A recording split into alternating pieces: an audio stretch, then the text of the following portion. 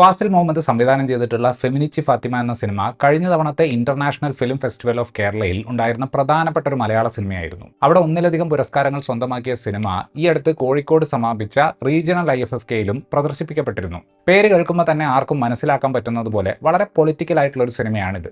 പക്ഷേ ആ പൊളിറ്റിക്സ് ഒട്ടും തന്നെ ലൗഡായ രീതിയിൽ മോറൽ ഓഫ് ദ സ്റ്റോറി സ്വഭാവത്തിൽ ഓഡിയൻസിന്റെ വായിലേക്ക് സ്പൂൺ ഫീഡ് ചെയ്യാൻ ശ്രമിക്കുന്നില്ല എന്നതുകൊണ്ട് തന്നെയാണ് ഈ സിനിമ വളരെയധികം എന്റർടൈനിങ് ആകുന്നത്. ഒരർത്ഥത്തിൽ ജിയോ ബേബിയുടെ ദ ഗ്രേറ്റ് ഇന്ത്യൻ കിച്ചന്റെ അത്രയ്ക്ക് അഗ്രസീവ് അല്ലാത്ത വേർഷനാണ് ഫെമിനിച്ചി ഫാത്തിമ എന്ന് പറയാം. ഒരു വീട്ടമ്മയായ ഫാത്തിമയാണ് നമ്മുടെ കേന്ദ്ര കഥാപാത്രം. ഉസ്താദായിട്ടുള്ള അഷ്റഫിനെയാണ് ഫാത്തിമ കല്യാണം കഴിച്ചിട്ടുള്ളത്. മതാനുഷ്ഠാനങ്ങളിൽ വളരെ കർക്കശമായ നിലപാടുള്ള ആ വീട്ടിൽ എന്ത് കാര്യം ചെയ്യുന്നതിനും ഭർത്താവായ അഷ്റഫിൽ നിന്ന് അപ്രൂവൽ കിട്ടിയിട്ട് മാത്രമേ ഫാത്തിമയ്ക്ക് എന്തെങ്കിലും ചെയ്യാൻ പറ്റാറുള്ളൂ. ഒരു പ്രത്യേക സാഹചര്യത്തിൽ പുതിയൊരു കിടക്ക ഫാത്തിമയ്ക്ക് വേണ്ടി വന്നു. അതൊന്ന് നേടിയെടുക്കാൻ ഫാത്തിമ നേരിടുന്ന തടസ്സങ്ങളും കാര്യങ്ങളുമാണ് നമ്മൾ ഈ സിനിമയിൽ കാണുന്നത്. ഗ്രേറ്റ് ഇന്ത്യൻ കിച്ചൻ ചെയ്തതുപോലെ എല്ലാ മതങ്ങളും ഒരർത്ഥത്തിൽ എൻഡോഴ്സ് ചെയ്യുന്ന പാട്രിയാർക്കൽ സെറ്റപ്പിനെ വിമർശിക്കുക എന്നത് തന്നെയാണ് ഫെമിനിസ്റ്റ് ഫാത്തിമയുടെയും അജണ്ട.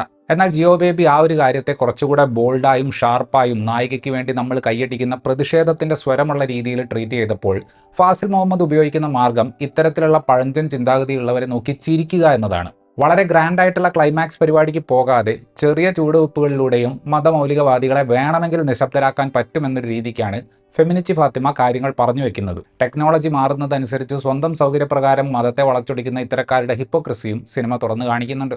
97 മിനിറ്റാണ് സിനിമയുടെ ദൈർഘ്യം. പക്ഷേ ഒരു നിമിഷം പോലും പാഴാക്കി കളയാതെ പൂർണ്ണമായും സിനിമ പറയാൻ ഉദ്ദേശിക്കുന്ന കാര്യത്തിലേക്ക് ഇൻവെസ്റ്റ് ചെയ്തിട്ടുള്ളതുകൊണ്ട് അതൊരു കുറഞ്ഞ റൺ ടൈം ആയിട്ട് സിനിമ കണ്ടുകൊണ്ടിരിക്കാൻ നമുക്ക് തോന്നില്ല. ഫാത്തിമയുടെ ഒരു ദിവസത്തെ പണികൾ കാണിച്ചുകൊണ്ടാണ് സിനിമ തുടങ്ങുന്നത്. അതിനകത്ത് തന്നെ എന്തുകൊണ്ടാണ് അവർക്ക് പുതിയ ബെഡ് വേണ്ടത് എന്നത് കാണിക്കുന്നുണ്ട്.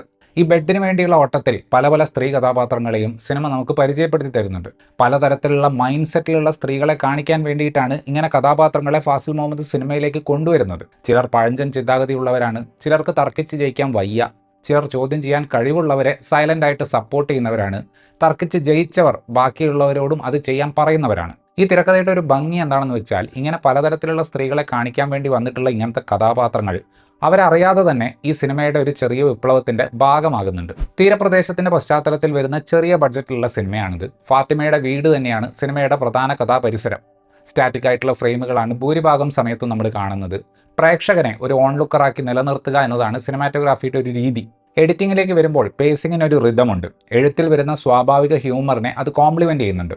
1-2 സ്ഥലങ്ങളിൽ മാത്രമേ ഷോട്ടുകൾ കുറച്ചധികം നേരം സസ്റ്റെയിൻ ചെയ്യുന്നുള്ളൂ. അത് നമ്മുടെ കേന്ദ്ര കഥാപാത്രത്തിന്റെ മാനസികാവസ്ഥ പ്രേക്ഷകരിലേക്ക് കമ്മ്യൂണിക്കേറ്റ് ചെയ്യുന്നതിന് വേണ്ടിയിട്ടാണ്. മ്യൂസിക് വളരെ മിനിമലാണ്, പക്ഷേ അത് വരുന്ന ഭാഗത്ത് അത് വളരെയധികം എഫക്റ്റീവ് ആകുന്നുണ്ട്.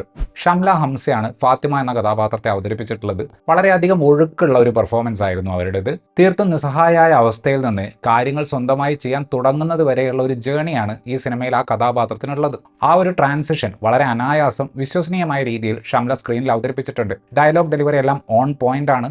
ആ കഥാപാത്രം ഫീൽ ചെയ്യുന്ന ഫ്രസ്ട്രേഷൻ പ്രേക്ഷകർക്ക് അറിയാൻ സാധിക്കുന്നത് കൊണ്ട് തന്നെ ഓഡിയൻസ് ആ ക്യാരക്ടറിന് വേണ്ടി റൂട്ട് ചെയ്യും.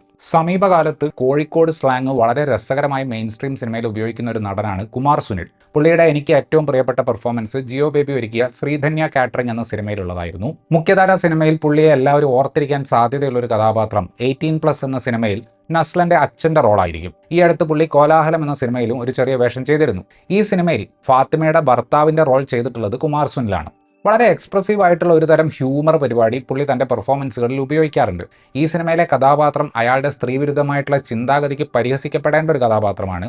അതേസമയം ഒരു പരിധിക്ക് അപ്പുറം അയാളൊരു കാരിക്കേച്ചർ ആവാനും പാടില്ല. ഞാൻ നേരത്തെ പറഞ്ഞ പുള്ളിയുടെ ആ ഒരു എക്സ്പ്രഷൻ കൊണ്ട് കോമഡി കൺവേ ചെയ്യുന്ന ശൈലി ഈ ഒരു സംഭവം ക്രാക്ക് ചെയ്യാൻ ഈ സിനിമയെ സഹായിക്കുന്നുണ്ട്. ബാക്കിയുള്ള എല്ലാ കഥാപാത്രങ്ങളും, അതിൽ ഫാത്തിമയുടെ ഏറ്റവും ഇളയ മകനെ അവതരിപ്പിച്ച പയ്യനടക്കം നല്ല പെർഫോമൻസ് ആണ് ഈ സിനിമയിൽ കാഴ്ചവെച്ചിട്ടുള്ളത്. ഒരു ലൈറ്റ് ഹാർട്ടഡ് എന്റർടൈനറിന് സമാനമായ ട്രീറ്റ്മെന്റ് ലഭിച്ചിട്ടുള്ള പവർഫുൾ ആയിട്ടുള്ള സിനിമ തന്നെയാണ് ഫെമിനിച്ചി ഫാത്തിമ. എന്താണോ പറയാനുള്ളത് അതിലേക്ക് തന്നെ വളരെയധികം ഫോക്കസ്ഡ് ആയിട്ടുള്ള എഴുത്തുള്ള സിനിമയാണിത്. സ്ക്രീനിൽ വളരെ റിയൽ ആയിട്ട് തോന്നുന്ന തരത്തിലുള്ള ചെറിയ ചെറിയ സെറ്റപ്പുകളും പേ ഓഫുകളും ഒരുപാട് രസകരമായ മുഹൂർത്തങ്ങൾ സിനിമയിൽ കൊണ്ടുവരുന്നുണ്ട്. സിനിമയിൽ വരുന്ന ഏറെക്കുറെ എല്ലാവരുടെയും മികച്ച പ്രകടനം കാരണം, പ്രത്യേകിച്ച് ഷംലയുടെയും കുമാർ സുനിലിന്റെയും വളരെ ഇമ്പാക്ട്ഫുൾ ആയ ഒരു ചെറിയ ചിത്രം കണ്ടതിന്റെ സന്തോഷം പ്രേക്ഷകനിലേക്ക് കൊടുക്കാൻ ഈ സിനിമയ്ക്ക് സാധിക്കുന്നുണ്ട്. ഇത്രയുമായിരുന്നു ഈ സിനിമയെക്കുറിച്ചിട്ടുള്ള എൻ്റെ റിവ്യൂ. വീഡിയോ ഇഷ്ടപ്പെട്ടാൽ ലൈക്ക് ചെയ്യുമെന്നും കൂടുതൽ വീഡിയോകൾക്ക് വേണ്ടി ചാനൽ സബ്സ്ക്രൈബ് ചെയ്യുമെന്നും പ്രതീക്ഷിക്കുന്നു. താങ്ക്